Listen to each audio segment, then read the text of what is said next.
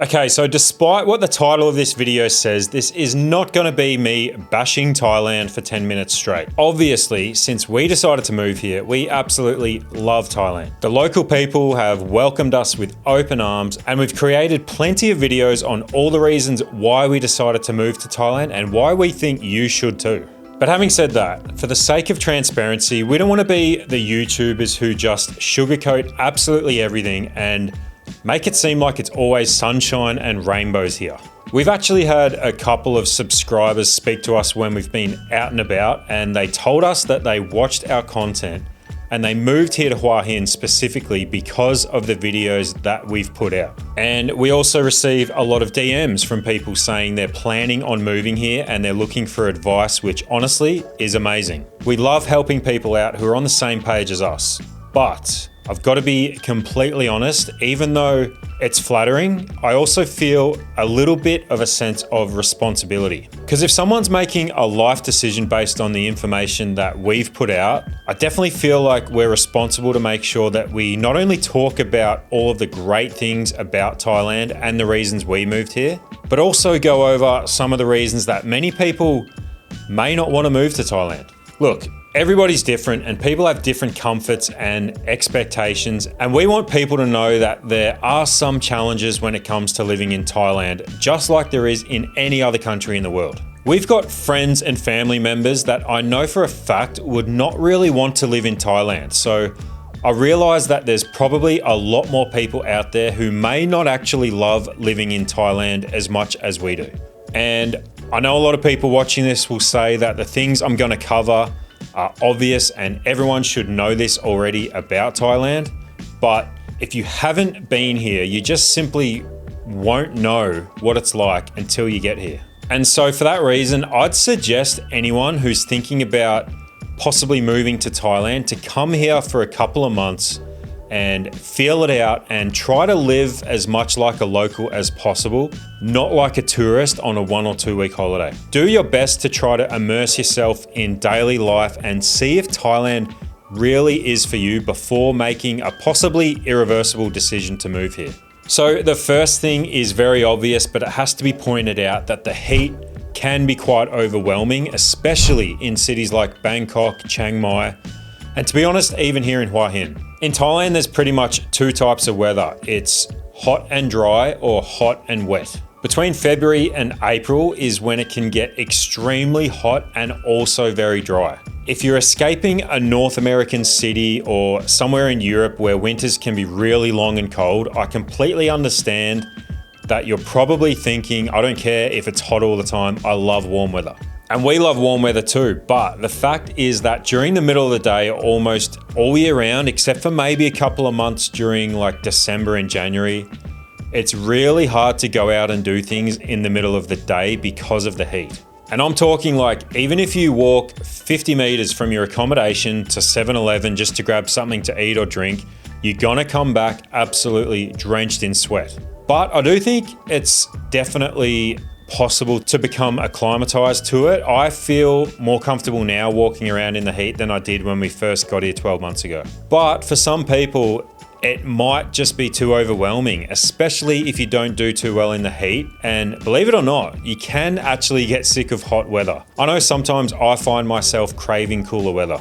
So while we're on the subject of weather, the next thing which we didn't know too much about before coming here was the burning season or the smoky season. So burning season is in northern Thailand, generally between February and April, when the weather is extremely hot and dry. And this causes the vegetation to dry up, and sometimes the intensity of the weather can cause the vegetation to catch fire, causing massive fires. As a result, the air quality during this period is really poor. In fact, Bangkok has actually been listed as having some of the worst air quality in the world during this period.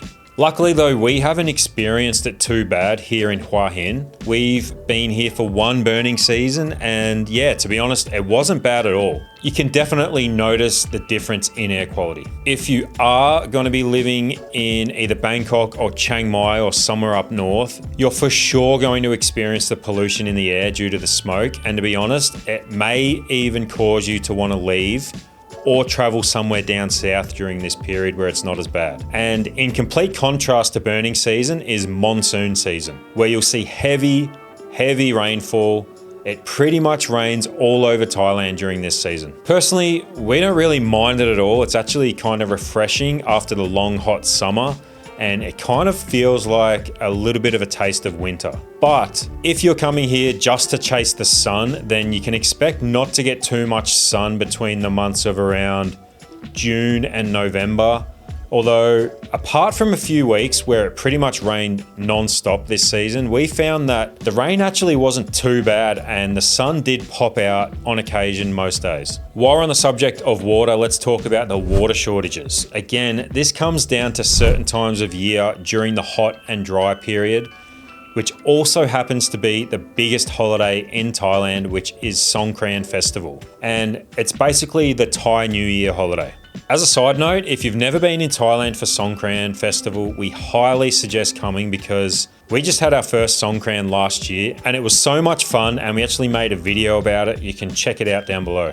But due to the fact that it is extremely dry and hot during this period, and Songkran also happens to be basically a festival that's just one giant water fight for a week straight, don't be surprised if your accommodation runs out of water for days on end. We personally had issues with our water shutting off multiple times during Songkran period, and also just around that time of year in general, as a lot of people we spoke to did also. It was a pretty minor inconvenience, but it's just something that maybe you should know in the back of your mind that could potentially happen while you're here. Guys, I just want to give a quick shout out to Surfshark for sponsoring this video. One thing that we don't really show a lot of on this channel is all the behind the scenes stuff that we do, like editing videos, uploading content, and of course planning all of our trips. Now, up until about 10 months ago, we actually didn't have access to our own Wi-Fi because we were pretty much traveling full time, which meant going to places like cafes or co-working places to get all of our work done, which also meant logging onto public Wi-Fi.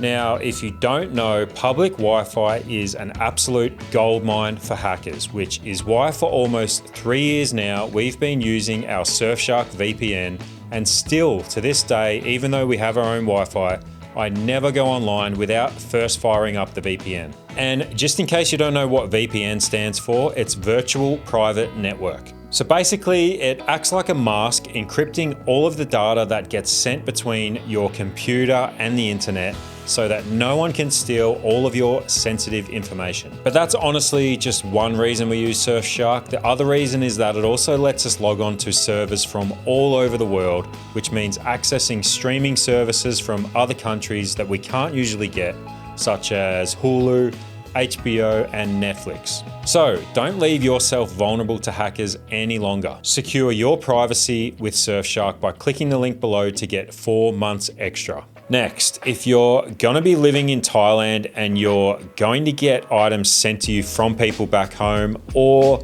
if you're going to be online shopping from overseas retailers, don't be surprised when you get hit with a massive import duty and tax bill. As an example, we recently had one of our friends send us some clothes as a present for the new baby, and the postman came and dropped off a note at our house saying that we had to go and pay the import duty and tax before we could pick up the goods, which meant we literally had to jump in the car and drive 20 minutes to the closest main post office hub. We paid a 7% tax plus a 30% duty on the goods that were shipped to us. So basically, if you're gonna be ordering like $200 worth of your favorite clothing online and you get it shipped here to Thailand, don't be surprised when you get hit with a $80 tax bill. You can't buy booze between certain hours in Thailand. Now, this one doesn't really affect me too much, to be honest, anymore, because I don't drink that much, but I can imagine someone coming to Thailand, settling in, and then ducking down to 7-Eleven at like 3 or 4 in the arvo, trying to buy a couple of takeaway beers and wanting to drink them by the pool, and then being told, no, sorry, you can't buy those right now, it's the law. Actually, you probably wouldn't even get that far, because you'll notice if you walk into basically any grocery store or 7-Eleven, either before 11 a.m. or between 2 p.m. and 5 p.m., all of the alcohol will be boarded up. You cannot even touch it. And this law's been around for, I think, almost 50 years. and it was basically brought in place to prevent officials from drinking during working hours, and the law's just stuck and never gone away. As I said though, it doesn't really bother me too much at all. It did when we first got here, and I kept forgetting about the rule, and I would duck down to the shop to grab a beer or two to drink by the pool, and then I remembered once I got there that, oh, I can't actually buy it, it's illegal. But having said that, while you can't buy takeaway alcohol during those times, you can still go to an establishment like a restaurant or a bar and have an alcoholic beverage. So really, it's not a big deal, but definitely something you should know before coming here if you're somebody who enjoys a drink or two in the afternoon. Now, obviously, like in any country where English isn't the first language, there's gonna be a language barrier. And this shouldn't be a shock to anyone, but I do think some people who've traveled to maybe just the more touristy areas in Thailand probably assume that all of the locals speak a little bit of English, which isn't really the case at all, actually. And you can definitely get by using Google Translate or whatever, but if you're gonna be living in Thailand, instead of holidaying, I definitely would recommend trying to learn basic Thai just to help make things a lot easier for yourself. We've been learning a little bit of Thai and slowly picking it up, but to be honest, it's not an easy language to learn, so it does take a little bit of time. I also just think that if you're gonna be living in a country, you should probably try showing them the respect of making an effort to speak their language rather than just expecting locals to always understand what you're saying in English. But that's my personal opinion. So if you are someone who's not interested in learning another language at all, you're probably gonna have a little bit of a harder time here in Thailand. And last but not least, the roads can be quite busy and also dangerous, especially if you're on a motorbike or a scooter. I made a video a while ago when I went to get my Thai motorbike license where I learned that there's approximately 15,000 motorbike deaths each year in Thailand, most of which are related to drink driving. Now, don't get me wrong, you can definitely ride a motorbike or a scooter around and be safe, but you generally can't anticipate what other people are doing on the roads, and I highly suggest wearing a helmet, getting the right license, or even driving a car, especially if you're a little bit unconfident when it comes to riding a motorbike or scooter. It is also illegal to ride a motorbike or scooter without a helmet in Thailand, but don't be surprised when you see pretty much every local and even expats for that matter riding without one, because it's a law that doesn't seem to be enforced very strictly at all. It doesn't mean that if you get pulled over, you won't potentially face a heavy fine from the police, especially being an expat. They're pretty much going to target you.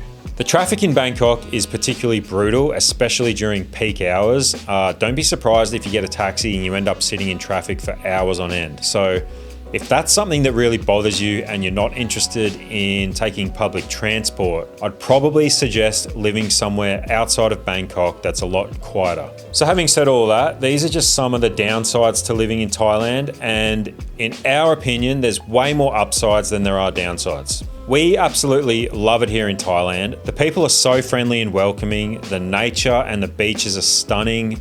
The general quality of life that we get here in Thailand compared to back home in Australia or Canada is a massive contrast. And as I said at the beginning of the video, if you're considering moving here, I definitely suggest coming for at least a couple of months, if not a few months, and just trying to immerse yourself in the culture and try and live like a local as much as possible. Then you can see how you like it, and also just be prepared that some things might not go as smoothly as you would like. But one thing I've noticed about Thailand, and it's probably honestly my favorite thing, is that people here aren't generally too stressed and they're not really in a great rush like they are back home. And I think that's a great thing personally. Anyway, that's what I think. So let me know what you think down below in the comments. Did I miss anything, or do you disagree with me on any of those points? I'm happy to hear any feedback. And if you found this video helpful at all, please like and subscribe, and we'll see you in the next one. Cheers.